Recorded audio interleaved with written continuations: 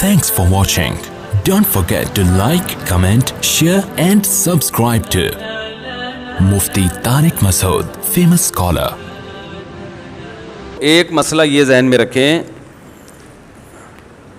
قربانی میں جانور جب ذبح ہوتا ہے تو قصائی حضرات کچھ غلطیاں کرتے ہیں. میرا ایک بیان ہے قصائیوں کی بدماشیاں، وہ تھوڑا عنوان سخت ہو گیا تھا. قصائی حضرات دو غلطیاں کرتے ہیں. ایک تو یہ کہ وہ جانور کی 4 رگیں کاٹنے کے بعد مزید کاٹتے ہیں پھر، اور اندر نرخرے میں اس کے چاقو مارتے ہیں تاکہ جانور جلدی ٹھنڈا ہو جائے. یہ عمل غلط ہے. اس کا نقصان یہ کہ جانور کو تکلیف بھی بہت ہوتی ہے. نمبر 2، اس کا بلڈ صحیح طرح سے باہر نہیں نکلتا، کیونکہ 4 رگیں کاٹیں گے، حرام مغز کا کنیکشن برقرار رہے گا تو اس سے جو دماغ کو سگنل ملتا رہے گا اور دماغ ایمرجنسی نافذ کر دیتا ہے، جس سے جانور تڑپتا ہے اور بلڈ سارا باہر نکل جاتا ہے. اس کا تکلیف نہیں ہوتی جانور کو. ہمیں لگتا ہے کہ بہت تکلیف ہو رہی ہے لیکن اتنی ہوتی نہیں ہے جتنا نظر آ رہا ہوتا ہے. اس کی وجہ ہے کہ جب ہم جانور کی یہ رگیں کاٹتے ہیں نا تو یہ جو دماغ ہے نا اس کو بلڈ کی سپلائی بند ہو جاتی ہے. سمجھ رہے ہیں؟ جب دماغ کو بلڈ کی سپلائی بند ہوگی تو دماغ سوچنا چھوڑ دیتا ہے. دماغ کا صرف وہ حصہ کام کرتا ہے جو قدرت نے حادثات کے لیے رکھا ہوا ہے. ابھی تو دماغ کام کر رہا ہے نا آپ لوگوں کا، جو نارمل والا دماغ بھی الحمدللہ. تو پھر سمجھیں یہ بات کو. آپ نے دیکھا ہوگا بعض دفعہ ہم چاہتے ہیں، ریفلیکٹ ایکشن کا نام سنا ہوگا آپ نے، ہم نے تو 9th کلاس میں پڑھا تھا. وہ ایک ایکشن ہوتا ہے کہ لاشعوری حرکتیں. آپ کا ہاتھ کسی گرم چیز پہ آتا ہے، آپ کو پتہ بھی نہیں ہوتا، آپ ہاتھ کھینچ لیتے ہیں. اللہ نے ہمارے دماغ میں ایک ایسا حصہ رکھا ہے جو سوچتا بعد میں کرتا پہلے. سمجھ رہے ہیں؟ یعنی ہمارے سچی جو سامنے والا دماغ ہے نا، اس کے سوچنے سے پہلے وہ کام کر چکا ہوتا ہے. اس کی حص اللہ نے بہت تیز رکھی ہے، وہ ہمیں حادثے سے بچانے کے لیے. کیونکہ حادثات میں ایسا ہوتا ہے کہ اگر آپ سوچنا شروع کر دو گے تو حادثہ ہو چکا ہوگا. گرم چیز پہ ہاتھ آیا، کافی دیر کے بعد یہ استری کسی نے رکھ دی، کافی دیر کے بعد آپ کو محسوس ہوا تو اس وقت تو بھیڑا گھرک ہو چکا ہوتا. آپ دیکھیں کوئی اچانک خوف زدہ چیز سامنے آتی، ہم ایک دم سے اچھل جاتے ہیں، حالانکہ ابھی نیت نہیں کی ہوتی اچھلنے کی، اچھل پہلے چکے ہوتے ہیں. جن بعد میں دیکھا ہوتا ہے ہم نے، اور پھر یہ تو بہت بعد میں پتہ چلتا ہے کہ یہ سچی مچی کا جن بھی نہیں ہے، یہ تو 1 ہفتے بعد پتہ چلتا ہے. تو بہت سی حرکتیں ہماری ایسی ہوتی ہیں. تو جانور میں بھی جب ہم 4 رگیں کاٹتے ہیں تو اس کا جو دماغ جو درد محسوس کرنے والا حصہ ہے نا، وہاں بلڈ کا سرکولیشن ختم، وہ سن ہو جاتا ہے. لیکن وہ حصہ جو ایمرجنسی نافذ کرنے والا ہے، وہ ایمرجنسی میں جو آرڈر دینے والا حصہ وہ کام کرتا رہتا ہے. وہ حرام مغز کی وجہ سے اس کا کنیکشن باقی رہتا ہے. وہ باڈی کو میسج دیتا ہے کچھ خطرہ ہوا ہے، باڈی تڑپتی ہے. تو تڑپنے سے کیا ہوتا ہے کہ بلڈ اچھی طرح نکل جاتا ہے. کسائی کیا کرتے ہیں، وہ نوک لے کے حلق میں ماری اس کے، تو وہ جو اس سے وہ رگ کٹ جاتی ہے حرام مغز والی، جس سے دماغ کا مکمل کنیکشن باڈی کے ساتھ ختم ہو جاتا ہے. سمجھ رہے ہیں؟ اس سے باڈی تڑپنا ختم کر دیتی ہے، بلڈ اچھی طرح سے جانور کا نکلتا نہیں ہے. تو یہ طریقہ مکروہ ہے، ناپسندیدہ ہے. شریعت نے جو ذبح کا طریقہ بتایا ہے اس کے خلاف ہے. ایک اور مثال سے سمجھاتا ہوں. دیکھو چھپکلی ہے نا، چھپکلی دیکھی ہوگی. اکثر جب ہم چھپکلی مارتے ہیں تو اس کی دم کٹ جاتی ہے، دم تڑپتی ہے، اس سے جان نکل رہی ہے. لیکن دم کو تکلیف ہوتی ہے، اس لیے نہیں ہوتی کہ اس کے پاس تکلیف محسوس کرنے کے لیے دماغ نہیں ہے. اور جو دماغ جہاں ہے نا چھپکلی کے، اس کو بھی تکلیف اس لیے نہیں ہوتی کہ اس کے پاس اب دم نہیں رہی ہے. ارے تکلیف تو گزر رہی ہے دم پہ نا، دم پہ تکلیف گزر رہی ہے، خوب تڑپ رہی ہے. لیکن دماغ جو اس تکلیف کو محسوس کرتا، وہ اس لیے محسوس نہیں کرتا کہ جس پہ تکلیف گزر رہی ہے وہ اب دماغ کے پاس ہے نہیں، اس کا دماغ سے کنیکشن ختم ہو چکا ہے. تو وہ تڑپ تو رہی ہوتی ہے چھپکلی کی دم، یوں یوں اس پہ جان نکل رہی ہے تو وہ خوب تڑپ رہی ہے، لیکن نہ دم کو تکلیف نہ چھپکلی کو تکلیف. چھپکلی کو صرف اس حصے پہ تکلیف ہوتی ہے جہاں کٹ لگا ہوا ہے. اس کا کنیکشن ابھی چھپکلی سے باقی ہے. وہ جو دم کے یوں کلابازیاں کھا رہی ہیں اسے ترس تو بہت آئے گا, بہت ترس آئے گا, ہائے بیچاری کی دم, ہائے بیچاری دم کے ساتھ کیا ہوا. لیکن دم کو تکلیف اس لیے نہیں ہے کہ اس کے پاس دماغ نہیں ہے تکلیف محسوس کرنے کے لیے, اور دماغ کو تکلیف اس لیے نہیں ہے کہ اس کے پاس تڑپتی ہوئی دم سے کنیکشن اس کا ختم ہو چکا ہے, اس کے پاس دم نہیں ہے. تو دم کو تکلیف اس لیے نہیں کہ دماغ نہیں, دماغ کو اس لیے کے پاس دم نہیں ہے. یہ ایک فارمولہ یاد رکھیں آپ, ٹھیک ہے نا. تو یہ اللہ کا بہت بڑا انعام ہے ان جانوروں پر کہ ہمیں حکم دیا کہ ان کی جب جان لینی ہو تو ذبح کر کے لو. اس میں تمہارا بھی فائدہ اور ان جانوروں کا بھی فائدہ. تمہارا فائدہ یہ, تمہیں صاف ستھرا گوشت ملے گا خون کے بغیر. بیماریاں بھی ساری بلڈ میں ہی ہوتی ہیں, جو بیماریاں ہیں نا گوشت میں جو زیادہ تر یہ بلڈ میں ہوتی ہیں بیماریاں. جب خون نکل گیا تو جانور بیماریوں سے بھی پاک صاف ہو گیا. تبھی کہا جاتا ہے ٹوٹکوں میں کہ جو بڑا گوشت اگر پکانا ہو نا تھوڑا سا بوائل کرو اس کو, اس کا پانی پھینک دو, اس کا جو اندر بلڈ ہوتا ہے وہ سب نکل جاتا ہے, اس سے وہ اس کے نقصان کافی حد تک کم ہو جاتا ہے. تو ہمیں فائدہ یہ, اور جانور کو فائدہ کیا, اس کو تکلیف کم ہے. جانور کو موت دینے کے اس کے علاوہ جتنے بھی طریقے ہیں سب میں جانور کے لیے اذیت ہے. یہ غیر مسلم لوگ چائنا میں آپ دیکھو کھولتی ہوئی کڑھائیوں میں کتوں کو ڈال دیا جاتا ہے, زندہ کتے کو, کس اذیت ناک طریقے سے یہ جانوروں کو مارتے ہیں. یہ باقاعدہ ریسرچ ہوئی ہے اور اس پہ انگریزوں کی تحقیق ہے کہ جو مسلمانوں کا طریقہ ذبح کرنے کا اس میں جانوروں کو تکلیف بہت کم ہوتی ہے. تو اب قصائی کو آپ اس بات کا پابند کریں کہ 4 رگیں کاٹے اور پھر وہاں سے ہٹ جائے. اور بہتر یہ ہے کہ سب قصائیوں کی بات نہیں کر رہا بھائی, جو میرا بیان سن رہے ہیں ان کے علاوہ کی قصائی ہٹتے نہیں ہیں کیونکہ ایمرجنسی میں جلدی میں ہوتے ہیں. ان کو بہت قصائی اس دن دنیا کا سب سے قیمتی آدمی ہوتا ہے. ابھی دیکھو کوئی قصائی آپ سے ملے گا بھی نہیں, سلام بھی نہیں کرے گا, بولے کہ مجھے جانا ہے بھائی, میرے 6 کالیں آئی ہوئی ہیں, ان کو آرڈر بک کروانا ہے میں نے. عید والے دن جانور سے زیادہ مہنگا قصائی ہوتا ہے. تو اس کو 10 جانور اور گرانے, وہ اتنی ٹینشن نہیں لیتا کہ کاٹو پھر کھڑے ہو کے دیکھو کہ کب اس کی جان نکلے گی, کب ہم کھال اتاریں گے. وہ کہتا ہے ابے اس کا بس نہیں چل رہا ہوتا, پوری گردن کاٹ دے وہ. تو اس لیے بہتر یہی ہے کہ جیسی 4 رگیں کٹی ہیں تو جس کھونٹے سے جانور باندھا ہوا تھا اس کھونٹے سے تھوڑی دیر کے لیے اسی قصائی کو باندھ لو جو قابو میں نہیں آ رہا آپ کے. ہر قصائی کی بات نہیں کر رہا, صرف وہ جو قابو میں نہیں آ رہا ہے اس قصائی کو آپ اسی, وہ کھونٹا بھی کام میں آ جائے گا, اس کا کرایہ دیا ہوا ہے نا, پورا ہو جائے گا وہ. کیونکہ اس کے بغیر قصائی کو قابو کرنا آسان نہیں. وہ جانور پھر بھی آسان ہے, اس کو پکڑنا نا 4 آدمی اس کو پکڑے تو جانور کو کون پکڑے گا بھائی.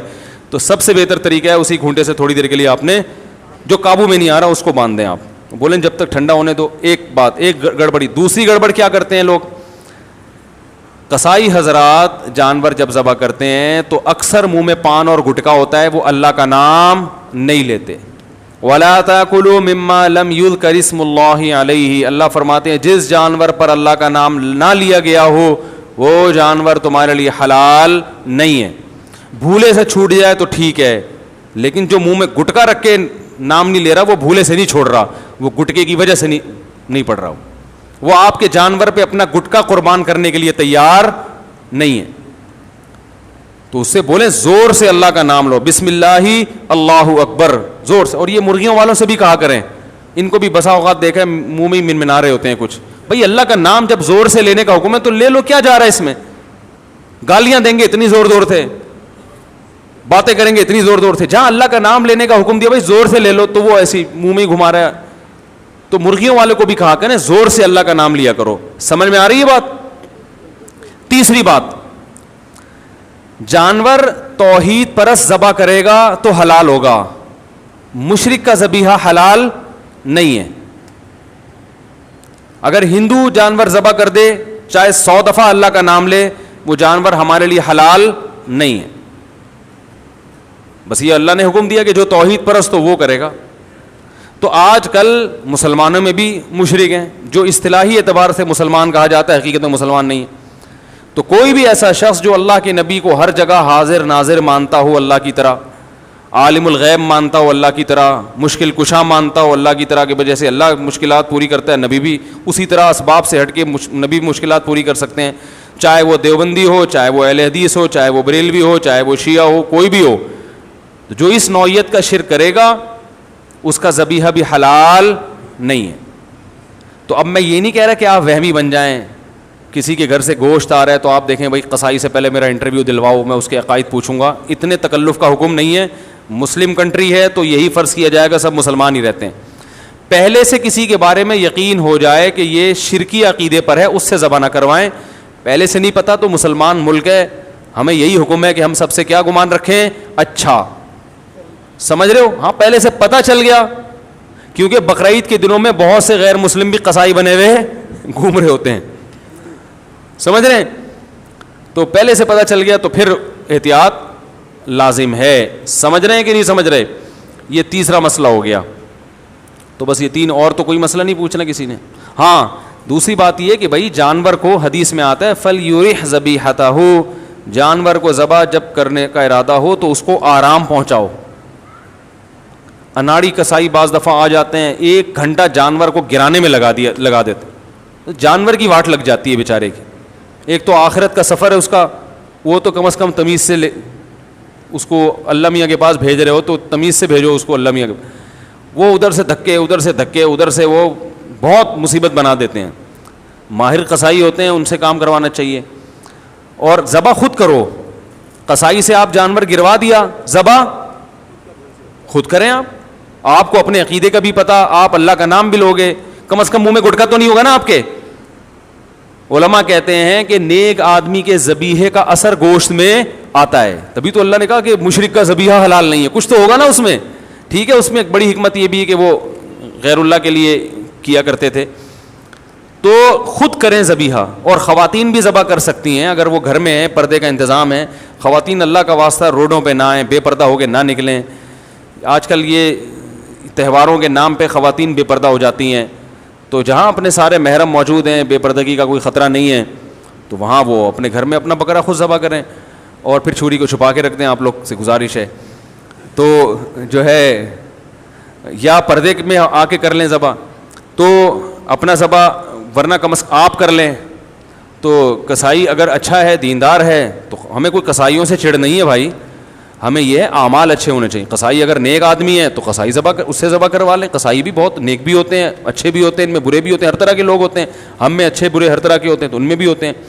تو خود کر لیں تو زیادہ ثواب ہے کہ آپ اللہ کے سامنے اپنا جانور خود پیش کر رہے ہیں. اور جب جانور کا رخ قبلے کی طرف کیا جائے گا تو اپنا رخ قبلے کی طرف ہوگا.